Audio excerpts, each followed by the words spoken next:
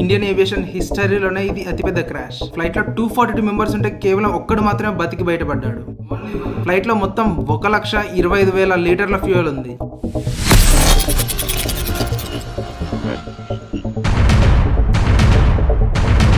వీడియోకి వెళ్లే ముందు ఇది నా first video, so please do subscribe and support me.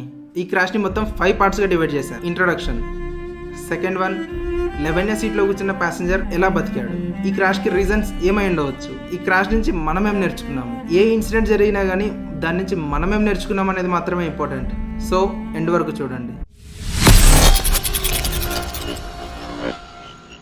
June 12, 2025 1:43 PM కి భారతదేశం మొత్తం ఉలిక్కిపడే సంఘటన జరిగింది. అహ్మదాబాద్ నుంచి లండన్ వెళ్లవలసిన ఫ్లైట్ టేక్ ఆఫ్ అయిన కొన్ని నిమిషాల్లోనే క్రాష్ అయిపోయింది. ఫ్లైట్ లో మొత్తం 242 మెంబర్స్ ఉన్నారు. 230 members passengers, 12 members crew. Flight లో కేవలం ఇండియన్స్ మాత్రమే కాదు, పోర్చుగీస్, కెనడియన్స్ కూడా ఉన్నారు. అంతేకాకుండా ఫ్లైట్ లో గుజరాత్ మాజీ సీఎం అయిన విజయ్ రూపానీ కూడా ఉన్నారు. ఈ ఫ్లైట్ అహ్మదాబాద్ నుంచి లండన్ వెళ్ళాలి.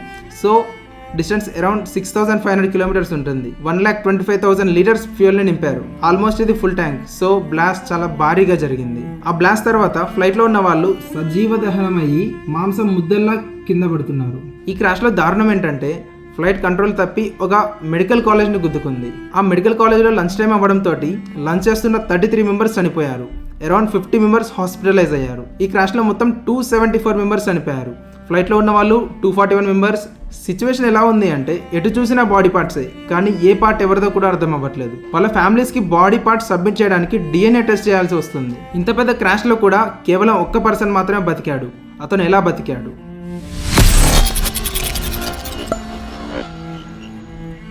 Vishwas Kumar Ramesh, seat number 11A. Only 1% మాత్రమే బతికాడు. ఈయన సీట్ ఎమర్జెన్సీ డోర్స్ కి చాలా దగ్గర ఉండడం వల్ల ఇతను బతకగలిగాడు. ఆయన ఎలా కాపాడుకున్నాడు అనే దానిపైన 2 స్టోరీస్ వైరల్ అవుతున్నాయి. ఫస్ట్ వన్ ఏంటంటే ఫ్లైట్ టేక్ ఆఫ్ అయిన 20 to 30 seconds కి రమేష్ కి ఫ్లైట్ బ్యాక్ సైడ్ నుంచి సమ్ అబ్నార్మల్ సౌండ్ వచ్చిందంట. కొంతసేపటికి ఫ్లైట్ లో ఎమర్జెన్సీ అలర్ట్స్, అలారమ్స్ ఆన్ అయ్యాయంట. అది చూసి రమేష్ ఎమర్జెన్సీ డోర్ ఓపెన్ చేసుకొని దూకాడు అని చెప్తున్నారు, కానీ ఇది ఫేక్. యాక్చువల్ రీజన్ ఏంటంటే Ramesh seat 11A, so emergency door కి చాలా దగ్గరగా ఉంది.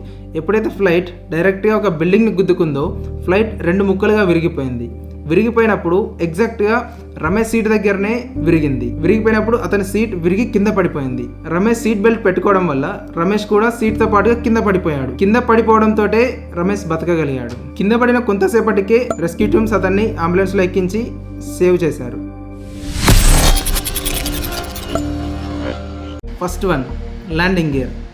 ల్యాండింగ్ గేర్ అంటే కింద ఓపెన్ అవుతాయి కదా వీల్స్, టేక్ ఆఫ్ అయ్యేటప్పుడు, ల్యాండ్ అయ్యేటప్పుడు, వాటిని ల్యాండింగ్ గేర్ అంటారు. యాక్చువల్గా ఈ ఫ్లైట్ లో ఫ్లైట్ టేక్ ఆఫ్ అయినాక కూడా వీల్స్ లోపలికి ముడుచుకోలేదు. ఇంకా బడ్స్ కూడా కారణం ఉండవచ్చు. బడ్స్ ఏం చేస్తాయంటే ఈ ఫ్లైట్ కి ఇంజిన్ ఉంటుంది కదా, రొటేట్ అవుతూ ఉంటుంది, దాని లోపలికి వెళ్తాయి. ఎప్పుడైతే బడ్స్ లోపలికి వెళ్తాయో ఇంజిన్ ఫెయిల్ అయిపోతుంది. ఇన్ఫ్యాక్ట్ కొన్ని ఎయిర్పోర్ట్స్లలో కేవలం బడ్స్ ని రన్వే మీదకి రానియకుండా ఉంచడానికి కొంతమంది ఎంప్లాయీస్ కూడా ఉంటారు. ప్రతి ఫ్లైట్ లోపల బ్లాక్ బాక్స్ అని ఒకటి ఉంటుంది. దాని లోపల CVR, FDR అని 2 కాంపోనెంట్స్ ఉంటాయి. CVR అంటే కాక్పిట్ వాయిస్ రికార్డర్. దీంట్లో ఏంటంటే కాక్పిట్ అంటే ఈ డ్రైవ్ చేసే ఏరియా, లైక్ పైలట్స్ కూర్చునే ప్లేస్. ఈ CVR ఏం చేస్తుందంటే పైలట్స్ అసలు ఏం మాట్లాడుతున్నారు, అసలు లోపల జరిగే సంఘటనలన్నీ అది రికార్డ్ చేస్తుంది. సో ఎప్పుడైనా ఇది క్రాష్ అయినా, ఏదైనా ప్రాబ్లం వచ్చినా ఇన్వెస్టిగేషన్లో CVR, FDR ఉపయోగపడతాయి. FDR అంటే ఫ్లైట్ డేటా రికార్డర్. ఇదేంటంటే ఫ్లైట్కి ఉన్న టెక్నికల్ డేటా మొత్తం రికార్డ్ చేస్తుంది. లైక్ ఇది ఎంత స్పీడ్ వెళ్తుంది, దీంట్లో ఫ్యూయల్ ఎంత ఉంది, ఆల్టిట్యూడ్ ఎంత, ఇంజన్ స్టేటస్ ఏంటి అనేవి మొత్తం దాంట్లో రికార్డ్ అయి ఉంటాయి. సో ఈ బ్లాక్ బాక్స్ని ఓపెన్ చేస్తే కానీ ఎగ్జాక్ట్ రీజన్ ఏంటనేది మనకు తెలియదు. ఈ బ్లాక్ బాక్స్ని యూజ్ చేసి ఇన్వెస్టిగేషన్ చేసినాక ఆఫీసర్స్ అఫీషియల్గా మనకి రీజన్ బయట పెడతారు. అప్పుడు దానికి వేచి ఉండాలి. ఈ క్రాష్ నుంచి మనం ఏం నేర్చుకున్నాం అనేది ఇంపార్టెంట్. ఇదే కాదు, ఎక్కడైనా ఏ సంఘటన జరిగినా దాని నుంచి మనం ఏం నేర్చుకున్నాం అనేది మాత్రమే ఇంపార్టెంట్. ఈ వెహికల్స్ ఉన్నాయి చూసారా, వాటికి మెయింటెనెన్స్ చాలా ఇంపార్టెంట్. అది కార్ అయినా, బైక్ అయినా, ఫ్లైట్ అయినా, ఏదైనా. సో మీరు కూడా మీ వెహికల్స్లో ఏదైనా చిన్న ప్రాబ్లం వచ్చినా కానీ దాన్ని క్లియర్ చేసుకోండి, రిస్క్ వద్దు. ఈ విశ్వాస్ కుమార్ రమేష్ బ్రతకడానికి ఒక రీజన్ అతని సీట్ ఎమర్జెన్సీ డోర్ దగ్గర ఉండడం. సో మీరు కూడా ఎప్పుడైనా ఫ్లైట్ టికెట్ బుక్ చేస్తున్నప్పుడు ఎమర్జెన్సీ డోర్ దగ్గర ఉన్న టికెట్స్ ని ప్రిఫర్ చేయండి. ఇంకొకటి ఏంటంటే ఎయిర్పోర్ట్స్ దగ్గర ఉన్న ఇల్లుల్ని అవాయిడ్ చేయండి. ఎందుకంటే టేక్ ఆఫ్ అవుతుంటే లేదా ల్యాండ్ అవుతుంటే మాత్రమే ఎక్కువగా జరుగుతాయి యాక్సిడెంట్స్. సో ఎయిర్పోర్ట్ దగ్గర ఉండడం అంత మంచిదేం కాదు. సో రిస్క్ చేయకండి. ఫైనల్ ఏంటంటే ఎయిర్ ఇండియా ఓనర్స్ అయిన టాటా గ్రూప్ చనిపోయిన ప్రతి పర్సన్ కి 1 crore రూపీస్, హాస్పిటలైజ్ అయిన పర్సన్ కి హాస్పిటల్ ఖర్చులు అండ్ హాస్పిటల్ రిపేర్ ఖర్చులు మేమే భరిస్తామని టాటా గ్రూప్ అనౌన్స్ చేసింది. వీడియోని మీరు ఇక్కడ దాకా చూశారు అంటే మీకు చాలా నచ్చిందని అర్థం. So please do subscribe. Thank you.